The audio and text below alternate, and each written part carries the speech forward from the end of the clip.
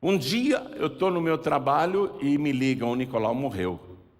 Aonde vai ser o enterro? Em Carapicuíba. Eu vou para lá. Cheguei no cemitério, toda a família lá dentro de uma capelinha. Eu entrei, vi o cadáver do Nicolau num caixão coberto de flores. Olhei para o meu amigo Nicolau. O cadáver tinha até um sorriso. Olhei, fiquei satisfeito. Fui lá só para me despedir do meu amigo mesmo. E vou esperar agora ele ser sepultado. Aí saí da capelinha, todo mundo chorando, uma choradeira, uma gritaria. Saí da capelinha, fui lá fora na calçada, a capela está ali, eu sentei na guia, eu vou ficar esperando agora o enterro do Nicolau. Estou lá esperando, aí chega um homem, vestido normal, ele se abaixa. Quando ele se abaixou, dentro do bolso aqui tinha um maço de cigarro. Eu vi o maço de cigarro. Ele olhou e disse assim: o senhor é pastor, não é? Eu falei, sou. O homem estava vestido à paisana, normal. Sou. Muito prazer, pastor. Eu sou o padre da família. Falei, tudo bem, padre? Levantei. Tudo bem? Cumprimentei o padre. Pastor, a família me chamou aqui porque todos são católicos. E me pediram para fazer a cerimônia fúnebre do falecido. Mas nós sabemos que ele se converteu e se batizou na sua igreja. Falei, é verdade. Então vamos fazer o seguinte, pastor. Vamos fazer juntos a cerimônia fúnebre do Nicolau? Eu falei, tá. Aí o padre me disse, então vamos combinar, pastor. Eu faço as rezas e você prega. Porque vocês são melhores para pregar. Eu falei, tá bom, seu padre. Aí entramos lá na capelinha, o padre botou a roupa dele, né? Aquela roupa preta de padre. Ele ficou do lado de cá do caixão, eu fiquei do lado de cá do caixão, e a capela lotou, porque eram as últimas palavras, todo mundo quis entrar. Aí o padre pegou um livro e começou a ler as rezas. É interessante isso, né? Eu vou, por exemplo, num casamento em igreja católica, até a oração o padre tem que ler? O padre não sabe orar, não sabe rezar? Faz não sei quantas cerimônias fúnebres, faz não sei quantos casamentos aí por mês, não sabe fazer um casamento sem ler?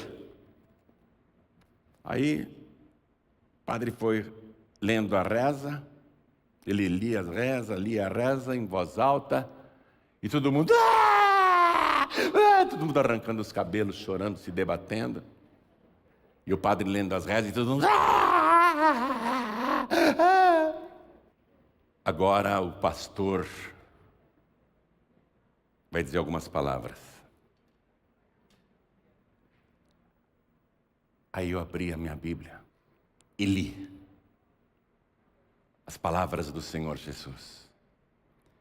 Não se turbe o vosso coração. Credes em Deus, crede também em mim. Na casa do meu Pai há muitas moradas. Se não fosse assim, eu vô-lo teria dito, pois vou preparar-vos lugar. E quando eu for, eu virei outra vez, e vos tomarei para mim mesmo, para que onde eu estiver, estejais também. Aí comecei a falar, essa foi a fé desse homem. Esse homem morreu com essa fé, acreditando nessas palavras. Eu fui falando que o Espírito Santo foi me dando. E aquele pessoal que estava, foi parando de chorar, até que não tinha mais um choro, não tinha mais um lamento. E eu olhava para as pessoas em volta, todo mundo.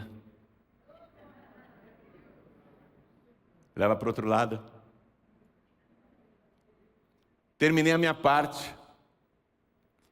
Antes que levassem, o caixão, eu saí da capela. Quando eu saí da capela, veio um monte de gente atrás de mim. Esvaziaram a capela, deixaram o padre lá com o defunto. Só o corpo, Porque a alma Jesus já tinha levado. Pastor, me dá o endereço da sua igreja, me dá o endereço da sua igreja. É claro que eu dei, Lógico. Mas o preconceito existe por falta do conhecimento.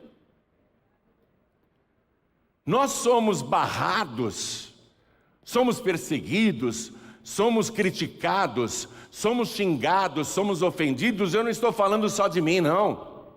Eu nem dou bola para isso. Nem ligo para o que falam de mim. Quem tem medo de crítica não deve pregar o evangelho, não. Quem tem medo de ser criticado não deve fazer a obra de Deus. Eu nem dou bola.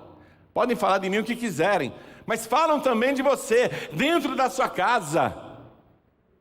Mas eles falam de você, eles criticam você, eles ofendem você, porque eles não conhecem quem é o nosso Senhor e Salvador Jesus Cristo. O dia que eles conhecerem, toda lágrima será enxugada. Nós não choramos em funeral. É muito interessante isso, a gente não chora em funeral. Eu estou com vontade de falar, vocês querem ouvir? Quando eu ainda não era pastor, acho que eu tinha uns 24 anos de idade aproximadamente, eu só andava com os pastores porque eu gostava. Eu largava a minha agência de propaganda e ia com eles. Gostava de acompanhá-los. E uma vez a gente estava na Secretaria Executiva da Igreja do Evangelho Quadrangular, o meu tio Jaime Palharim, que foi, sem dúvida nenhuma, o maior evangelista do século XX aqui no Brasil. Meu tio estava muito ocupado e o pastor Oséias, que tinha mais ou menos a minha idade, falou para o pastor Jaime: Pastor Jaime, morreu a membro fulana de tal e a família quer que o senhor vá fazer a cerimônia fúnebre. Meu tio falou: não tenho tempo, eu estou cheio de serviço, não vão vocês fazer a cerimônia fúnebre. Aí, sim senhor, saiu o pastor Oséias e o pastor Celso e eu fui junto. Fui na bagagem, peguei uma carona e fui. Era em Barueri, se eu não me engano. Quando nós chegamos, era uma casa, tinha bastante gente na frente. A casa também tinha muita gente. A família era numerosa. E a defunta estava dentro de um caixão lá na casa. Assim que eu pus o pé, que eu saí do carro, uma das filhas da falecida veio falar comigo e disse assim: pastor, posso fazer uma pergunta? Eu falei: pergunta para eles, eu não sou pastor. Não, mas eu quero perguntar para o senhor. Sabe o que acontece, pastor? A minha mãe era uma serva de Deus. Ela realmente servia ao Senhor. Era um exemplo para todos nós. Minha mãe era muito amada, muito querida. E a minha mãe morreu. Está lá dentro.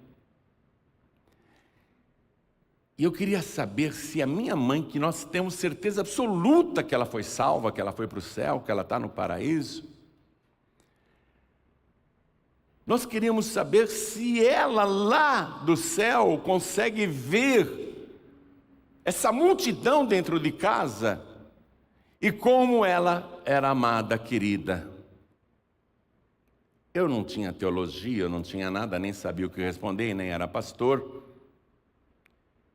Eu disse: olha, eu acho que lá no paraíso, Deus deve ter um sistema de transmissão ao vivo, que nem a gente fica vendo, por exemplo, notícias de outros países na mesma hora em que estão acontecendo. a gente assiste na TV, quem sabe Deus não tem um monitor grande ali e mostra para tua mãe aqui o funeral, como ela é amada, querida. Pastor, será? Eu falei, quem sabe? Quem sabe? Tá bom, muito obrigada, muito obrigado. Mas eu não sou pastor. Obrigado, pastor. Ficava me chamando de pastor. Aí nós entramos na casa, o caixãozinho no meio da sala, a defuntinha lá, deitada, rodeada de flores. E assim, era uma mulher miúda, magrinha, uma mulher pequenininha já, de idade. Ela realmente era uma serva de Deus. Aí quando o pastor Oséias começou a falar, ele estava aqui na cabeceira do caixão, as pessoas fizeram muito silêncio para ouvi-lo. Aí o pastor Celso começou a falar, e as pessoas também fizeram muito silêncio para ouvi-lo. Ele disse coisas lindas. Aí o pastor Oséias diz assim: agora o pastor João Ribe vai fazer uma oração. Eu não era pastor, mas convocado a orar, falei, eu vou orar. Todos aqui na sala, deem as mãos agora, vamos orar. Feche os olhos, por favor. Aí eu estou segurando a mão do Celso, o Celso está segurando a mão do Oséias e a defunta aqui no meio, assim. Aí eu começo a orar. Senhor, essa tua serva está aí no paraíso, a família sabe disso. Mas as filhas gostariam muito que a mãe estivesse assistindo essas homenagens, que ela visse aqui o quanto ela é querida. Senhor, se for possível, permita que ela veja o que está acontecendo aqui. Quando eu falei isso, eu abri os olhos e olhei para a defunta. O Celso abriu os olhos e olhou para a defunta. E Oséias abriu os olhos e olhou para a defunta. A defunta estava assim. Quando eu disse, permita que ela veja o que está acontecendo aqui, a defunta fez assim. O Celso se tornou depois deputado estadual. O pastor Oséias continua na igreja. E toda vez que o Celso me encontra, ele comenta essa história. Já tem muitos e muitos anos que isso aconteceu. Eu vou dizer uma coisa para você. A morte existe para a humanidade. Mas para quem é de Cristo, a morte não existe. Quem crê em Jesus, passou da morte para a vida. Nós nunca mais morreremos.